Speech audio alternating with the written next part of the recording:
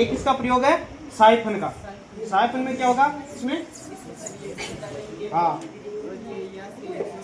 भाई इसमें जो पानी में डालेंगे तो पानी ऊपर चढ़ेगा, तो उतनी गति से नीचे आएगा ना, उतनी गति से वापस ऊपर चढ़ेगा और फिर बाहर बहने लग जाए। बहते हुए पानी का दाब क्या हो जाता है, कम हो जाता है। ये कौन सा सिद्धांत बताता है, बर्नौली का सिद्धांत, ठीक है ना। अब जैसे देखो अपन तेजी गति से डालेंगे इसके अंदर, देखो ये पानी बह रहा है, तो इसमें अपन सिर्फ दाब के अंतर के द्वारा ही पानी उच्च दाब से निम्न दाब की ओर बहने लगता है। तो अपन जैसे गाड़ियों के अंदर तेल निकालना हो, वो बिना किसी बिजली के आराम से पानी के दाब के अंतर के द्वारा निकाल सकते। ये क्या प्रयोग है, इस प्रयोग के अंदर क्या होता है, इस प्रयोग के अंदर अपन जो ही पानी के अंदर डाल के तेजी से इसमें फूंक मारेंगे तो हवा जो ही तेजी से बहेगी, तो बर्नौली सिद्धांत के अनुसार क्या होता है कि हवा बहने पर वहां पर हवा का दाब क्या हो जाता है, कम। तो यहाँ पर हवा का दाब कम हो जाएगा। इसको पानी में डुबोने से पानी उच्च दाब से निम्न दाब की ओर बहेगा। जो ही पानी ऊपर आएगा तो हवा के साथ वो में लग जाएगा, तो एक तरह से पानी का स्प्रे से फव्वारा टाइप सा बन जाएगा। तो इसको करके बताओ।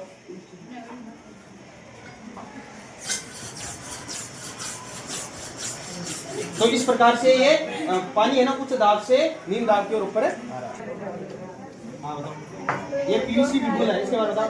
ये पीवीसी बिल्कुल है, हम इसके अंदर फूंक मारेंगे, जैसे ही आधी हवा इसके अंदर चली जाएगी, आधी हवा इस पाइप के अंदर चली जाएगी और वो परावर्तित हो जाएगी। परावर्तित होने के कारण वो वापस से पॉलीथीन की थैली से टकराएगी, इसके अंदर दाब कम हो जाएगा। हाँ। फिर पॉलीथीन की थैली के टकराएगी और दाब बढ़ इसके अंदर जाएगा। दाब बढ़ने से कंपन होने के कारण ध्वनि उत्पन्न। हाँ तो बताओ इसको।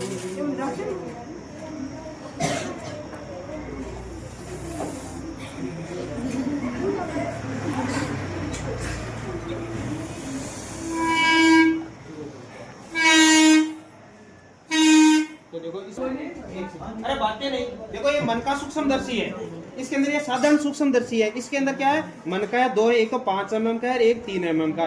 जैसे मैंने इनको दोनों को, ये देखो ये मन का है, इसको अंदर डाल के और ये दो कवर है जो लकड़ी के, इसमें रख लिया। अब ये क्या है, मॉस्क्यूट मच्छर है ना, उसका माउथ है। इसको जो ही मैं इसमें से देखूंगा तो इसकी साइज कैसी दिखाएगी, काफी बड़ी दिखाई देती है। तो एक साधारण सूक्ष्मदर्शी है जो छोटी वस्तु को बड़ा देखने के लिए काम में ली जाती है, ठीक है ना। तो इसमें आप इसमें देखोगे तो इसमें वो क्या दिखाई देगी, बड़ी दिखाई देती है, ठीक है। इसको डाल, ये चुंबक है, तो इसको हम इसके अंदर डालेंगे। अब इसको हम ऐसे,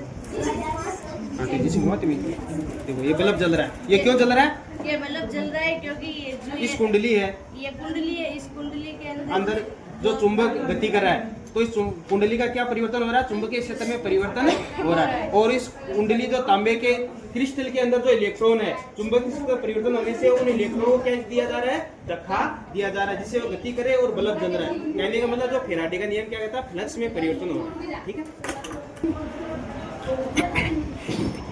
ये प्रयोग कौन सा आज है, विद्युत अपघटन। पिछली बार अपने कौन सा प्रयोग किया था, विद्युत लेपन वाला। अब इस विद्युत अपघटन में क्या करेंगे, जैसे 5 ml आपने क्या ले लिया है, डाइल्यूट वाटर, ठीक है। इसमें 5 ml डाइल्यूट वाटर ले लिया है। अब इसके अंदर, हाँ इस बीकर में डालो। अब इसमें सोडियम क्लोराइड की 2 स्पेचुला ने सोडियम क्लोराइड के डालो, स्पेचुला से 2 चम्मच डालो इसमें सोडियम क्लोराइड की।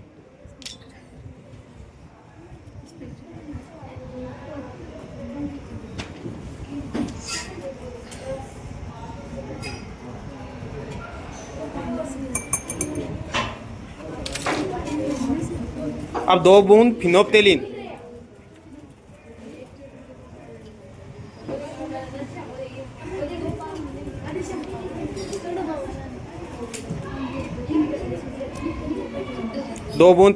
के डालो, 2 बूंद डाल दी, ठीक है। अब इस विलेन को अपन ने क्या किया, अब इस विलेन को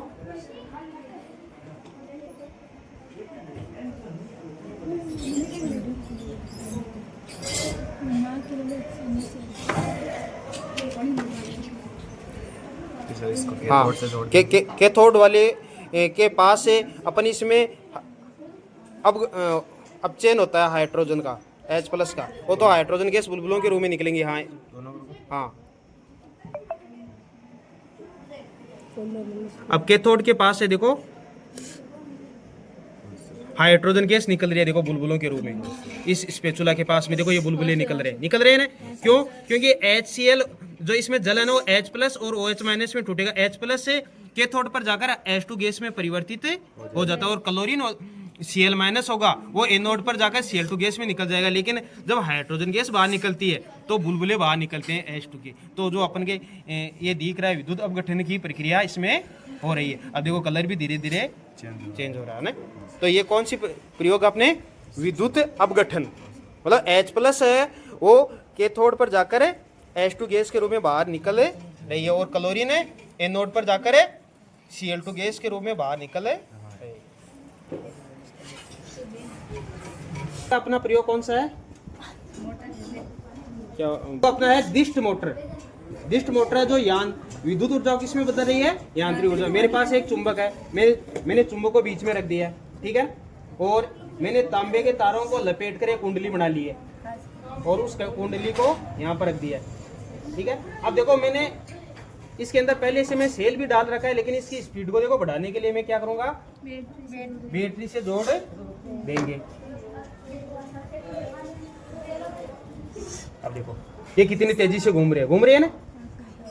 तो ये विद्युत जो अपनी मोटर होती है ना इसी सिद्धांत पर काम करती है। क्यों करती है? क्योंकि जब इस कुंडली के अंदर से विद्युत धारा प्रवाहित होगी तो इसमें क्या उत्पन्न होता है? चुंबकीय क्षेत्र। तो यहाँ पर फेरे बहुत संख्या में, तो चुंबकीय क्षेत्र अधिक हो गया, नीचे भी चुंबक है, तो दोनों चुंबक एक दूसरे को क्या करेंगे, वो नीचे वाला धक्का देगा तो ये कुंडली क्या करने लग जाती है, गति। अपने जो घरों में मोटर होती है उसमें गति कौन करता है? जो बीच वाली रोड, जबकि ये तांबे के तार तो चारों लपेटे होते हैं, ठीक है ना। जो ये विद्युत ऊर्जा किस में बदल रही है? यांत्रिक ऊर्जा में बदल रही है। देखो ये प्रयोग कौन सा है? विद्युत जनित्र वाला। इसके अंदर क्या होगा? इसके अंदर जब मैं इसको घुमाऊंगा तो देखो इसमें लाइट जलेगी। क्यों? क्योंकि इसके अंदर बीच में क्या है? रोड, चुंबक, चारों ओर क्या है? तांबे के तार। तो इसमें गुणन करने से फिर उसमें क्या होगा? चुंबकीय फ्लक्स में परिवर्तन होगा। ये भी फैराडे के सिद्धांत पर है। और चुंबकीय क्षेत्र परिवर्तन होने से क्या होगा? इलेक्ट्रॉन को क्या दिया जाएगा? धक्का। और धक्का देने से इलेक्ट्रॉन क्या करेंगे? गति करने लग जाते हैं और इसमें बल्ब में विद्युत धारा प्रवाहित जब इसको अपन विपरीत दिशा में घुमाते हैं तो विपरीत दिशा में घुमाने पर भी इसके धारा की दिशा में भी क्या हो जाता है? परिवर्तन हो। तो इस प्रकार से ये विद्युत जनित्र है, जो जनरेटर होता है ना अपने, तो इसी सिद्धांत पर काम करता। देखो अपने तीन है प्रैक्टिकल। एक तो पिन होल कैमरा। ये कौन सा कैमरा है? Pin hole camera. इसमें अपन देखेंगे प्रतिबिंब को, तो प्रतिबिंब कैसा दिखाई देगा? उल्टा। और ये क्रॉस स्लिप कैमरा, इसमें देखो एक छेद है क्रॉस रूप में। अब इसमें जब अपन देखेंगे तो अपन प्रकाश क्या दिखाई देगा? एक तरह से जैसे क्रॉस के रूप में तिरछा है, तो प्रतिबिंब भी इसके अंदर एक साइड में तिरछा दिखाई देगा, ठीक है ना। और फिर अपना प्रयोग कौन सा? तीसरा उत्तल लेंस कैमरा। उत्तल लेंस कैमरे में अपन देखेंगे तो प्रतिबिंब कैसा होगा? वास्तविक है उल्टा। देखो इसमें अपन देखते हैं, तो इधर देखो इसमें। अब जैसे देखो ये कैमरा है, इसमें मैं एडजस्ट करता हूँ, देखो प्रतिबिंब में कैसा दिख रहा है? उल्टा दिख रहा है ना प्रतिबिंब। अब देखो ये कुर्सियाँ सारी उल्टी दिख रही है ना। तो इस प्रकार से कौन सा ये उत्तल लेंस कैमरा है, ठीक है। इसके बारे में ये चुंबक है, इसको है ना ऐसे लगाएंगे तो हवा में देखो ये गति करेगा धीरे धीरे। अब ये क्यों रुका हुआ है? क्योंकि है ना इसको है ना आगे लकड़ी है, इसलिए ये आगे नहीं जाती। हाँ, इन दोनों चुंबकों में समान ध्रुव हैं, आकर्षित हो रहे हैं, लेकिन ये लकड़ी इसको आगे चिपकने नहीं दे रही है। फिर ये गिर क्यों नहीं रहा है? क्योंकि है ना नीचे तो गुरुत्वाकर्षण बल लग रहा है और ऊपर है घर्षण बल, जिसके कारण से ये एक सभी बल क्या है? संतुलित अवस्था में है, ठीक है ना। इसके कारण से ये क्या है? स्थिर अवस्था में। ये ऊर्ध्वाधर पेंदान है, इसमें दोनों ध्रुव क्या है? विपरीत ध्रुव है, जिसके कारण से क्या लग रहा है इनमें? आकर्षण बल। क्या लग रहा है? आकर्षण बल। और आकर्षण बल लगने से ये क्या नहीं हो रहा है? गिरे नहीं रहा है। अब इसको थोड़ा सा गति कराऊंगा, ठीक है। तो गति कराने से क्या करेगा? ये देखो ये गति कर रहा है, ठीक है ना। अब देखो गति कर रहा, रुक भी नहीं रहा है। गति क्यों कर रहा है? क्योंकि नीचे है ना क्षेत्रफल कम है, और क्षेत्रफल कम होने से घर्षण बल भी कम लग रहा है, क्योंकि अपन जानते हैं घर्षण बल क्षेत्रफल के क्या होता है, व्यतिक्रमानुपाती, समानुपाती। तो क्षेत्रफल कम है तो घर्षण बल कम लग रहा है, तो गति अधिक कर रहा है, ठीक है। पर काम करते हैं। इस प्रयोग में क्या होगा, देखो ये तो है सीरीज, जैसे मैं इसको खींच लेता है, छोटी सीरीज है, ठीक है।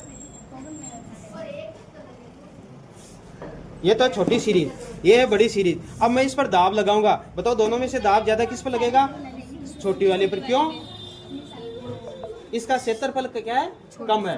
दाब क्या होगा, क्षेत्रफल के व्यतिक्रमानुपाती होगा। अगर क्षेत्रफल अधिक होगा तो दाब क्या लगेगा, कम है। क्षेत्रफल अधिक होगा तो दाब कम, इसका क्षेत्रफल कम है तो दाब इस पर अधिक लग रहा है। अब देखो आप है ना इसको दबाओ, फिर मैं इसको आसानी से दबा देता हूँ। देखो आप ताकत लगाकर दबा लो, नहीं दबा रही है। यार देखो मैं देखो आराम से दबा देता हूँ। क्यों? क्योंकि क्षेत्रफल कम होने से इस पर दाब अधिक लग रहा है। तो ये जो भी हाइड्रोलिक मशीनें होती है वो इसी सिद्धांत पर काम करती हैं। ये क्या होता है, ये सायरन है। तो इस सायरन में क्या होगा कि इसमें से हवा क्या जाएगी अंदर, जो अंदर से बाहर निकलेगी। तो एक साथ तेजी से हवा बाहर नहीं निकल पाती, क्योंकि सायरन बहुत तेजी से गति करेगा, जिसके कारण से बाद में हवा क्या होगी, छोटे छोटे टुकड़ों में बाहर निकलेगी। और छोटे छोटे टुकड़ों में बाहर निकलेंगी तो ध्वनि की क्या बढ़ जाएगी, तीव्रता बढ़ जाएगी। जितनी तेजी से घूमेगा उतनी ध्वनि की तीव्रता बढ़ जाएगी। तो देखो अपन जैसे इसको घुमाकर दिखाते हैं।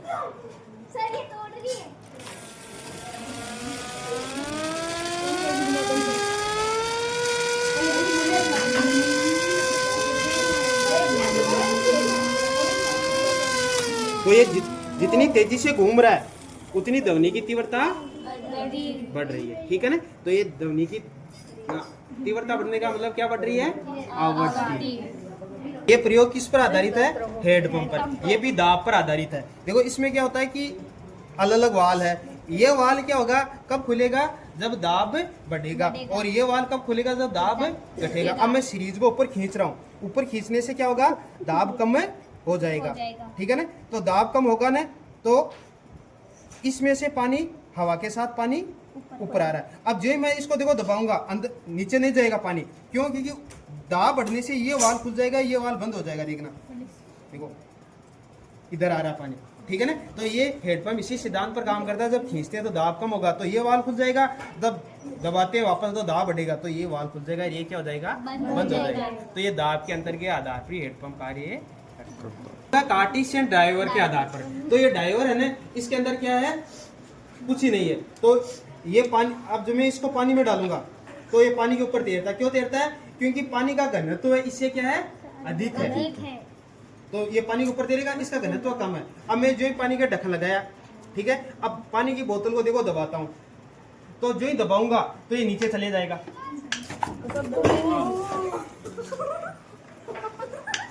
देखो ये नीचे चला गया, ठीक है ना। ये दबाते ये क्या चला गया, नीचे चला गया। नीचे क्यों जाता है? क्योंकि मैं दबाऊंगा तो इसके अंदर की जो हवा थी वो क्या होगी, सिकुड़ गई। अंदर की हवा क्या होगी, सिकुड़ गई। और सिकुड़ जाने से इसके अंदर पानी भर गया और इसका घनत्व बढ़ गया, और वो कहाँ चला गया, पेंदे में। तो ये भी किस पर आधारित है, एक तरह से दाब के घनत्व पर है। घनत्व कम होगा तो ऊपर तैरेगा, और घनत्व बढ़ गया तो कहाँ चला गया, नीचे पेंदे में चला गया, ठीक है।